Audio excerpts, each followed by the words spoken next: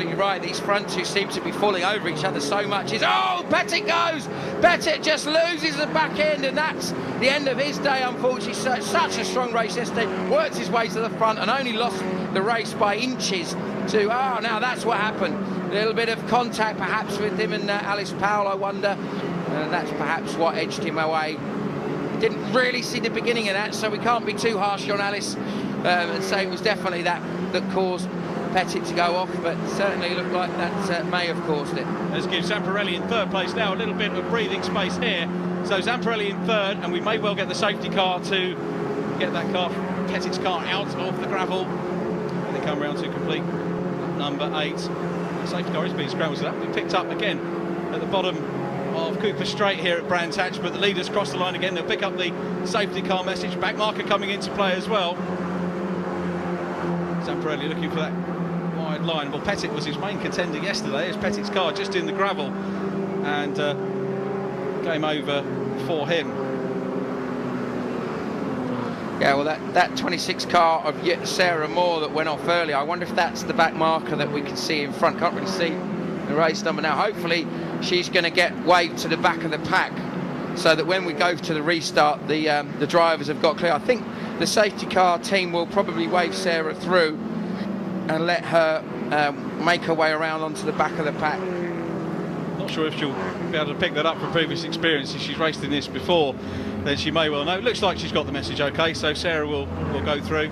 Brother Nigel, of course, moved up to senior Ginettas last weekend and wiped up with 2 race wins. Yeah. And showing some of the older guys the way around, so... These pesky youngsters keeping us out of race drives. I don't know. But hopefully I'll get the opportunity to drive with one of these Ginetta Juniors soon, just to see what they're like, and I'll be able to give you a bit more info as to just how good a training ground these cars are. So we're going to get a chance to do that soon. It's nice to have a match race, actually, Simon, with some of the top guns from the championship, and see how you measure up, fella. Oh, God, don't put me under that sort of pressure. Right, let's see what happened here, Richard. So, as you can see, in the background, you look at the white car and the blue car coming side by side, and what's happened is Pettit's ducked to the outside and he's cutting back in, and I think, to be fair to Alice Powell there, I think it was really... But basically, Pettit was just trying to squeeze back across and get in front, and he kind of turned himself around, really, I think. I think Alice probably had enough of being squeezed out, actually, yesterday, and she wasn't going to have any of it today. No, she wasn't going to get out of the way, for sure, was she? And why should she? To be fair, that was a great idea from Pettit, but it was always going to be a bit marginal. So, to be fair, it was a bit unfortunate, but one of those things.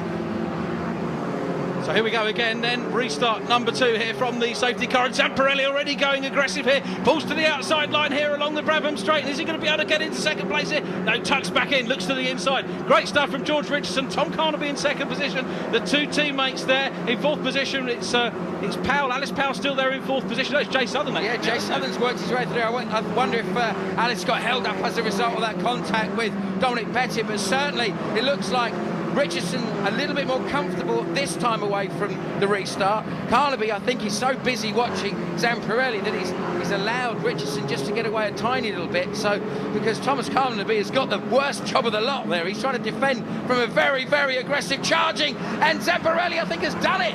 So that means that, oh no, he's not, he's back on his contact. The pair of them are off this time, I think. And that's going to allow Alice Powell, I think, has come through into second. Yes, as well. So off goes Tom Carnaby. That is just going to be furious about that. Zamparelli won't be too happy either. These two have come up through karting. So here we go. Here's the battle for second. Jay Southern with the green arrow on the side of the car. Alice Powell on the outside is going to try and get back into second position. And this is great news for George Richardson, who incidentally is probably going to be missing one of the rounds this year due to studies. These students, of course, take their studies very, very seriously, and he may well miss a round. But if he's leading the championship, that may well have to be rethought. There he goes through. Richardson leads. Second, Jay Southern. He was 6th yesterday. And then Alice Powell, who finished some way down the order there. And coming up to join him with them is Nick Ponting. Well, you can see that Zamparelli's a long way down the inside, but Carnaby, understandably, doesn't want to give it up. But what happens again, Zamparelli's trying to come back across to take a braking point for clearways. Carnaby doesn't quite back out of it early enough, and unfortunately they just fall over each other. So here you can see from another angle, look, Carnaby just starts to come back across, and Zamparelli comes the other way, and they just kind of bounce off each other. I don't think there's any damage, but there's probably going to be a few rather terse conversations after that one. But it looks like George Richardson now has the pressure off can Jay Southern, who's certainly the fastest man out there. Zamparelli had just set the fastest lap before that, but with 2 laps to go, I think it's going to be very, very difficult for either of these guys to shut down, well, guys and girl, to shut down George Richardson.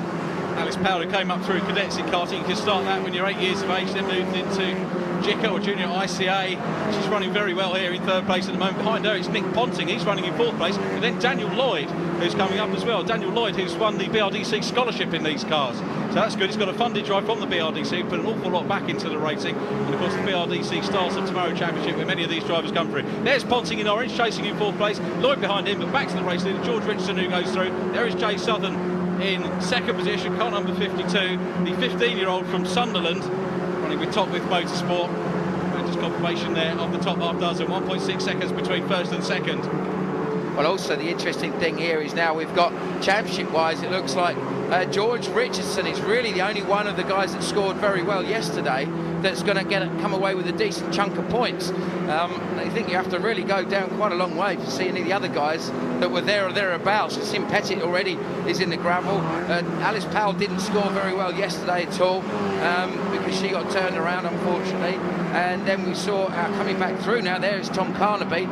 Zamparelli, of course, won the race. Carnaby fastest man on track now on that last lap of 57.5, so he's definitely on a little bit of a charge. But we go back to the leader, onto Cooper Straight for the last time, into Surtees. He will go, good healthy lead. I don't think we're going to see George throw this one away. Hasn't had a race win yet in Ginetta, so this is going to be a big Philip him, the former motorcycle racer. There he comes then, up through clearways for the last time, Clark Curve, and then the run down the Brabham Straight, and he will see the checkered flag. And what a welcome sight that is going to be for this young man who turned 17 in October this year. Here it is. Great sweeping shot there we get of him coming down across the line to take the checkered flag. George Richardson wins from pole. It wasn't easy for him though. 2nd place is Jay Southern, and 3rd position going to Alice Powell. But look at this run down to the flag here. Oh, that looks like Josh Hill in the middle of that. I think it's being passed by everybody. Couldn't quite see it. Did I think like Zamparelli on the left-hand side?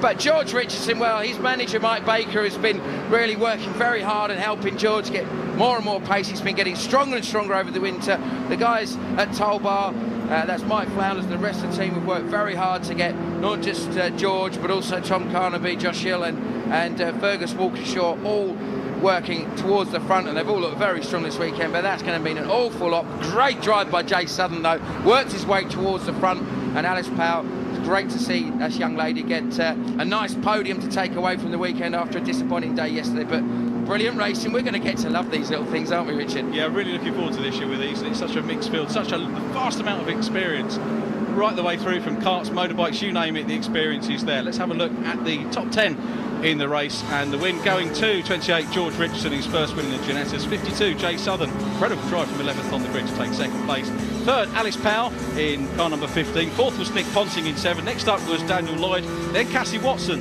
in 72, ahead of Thomas Carnaby. Good recovery to 7th position, ahead of Jake Fondon.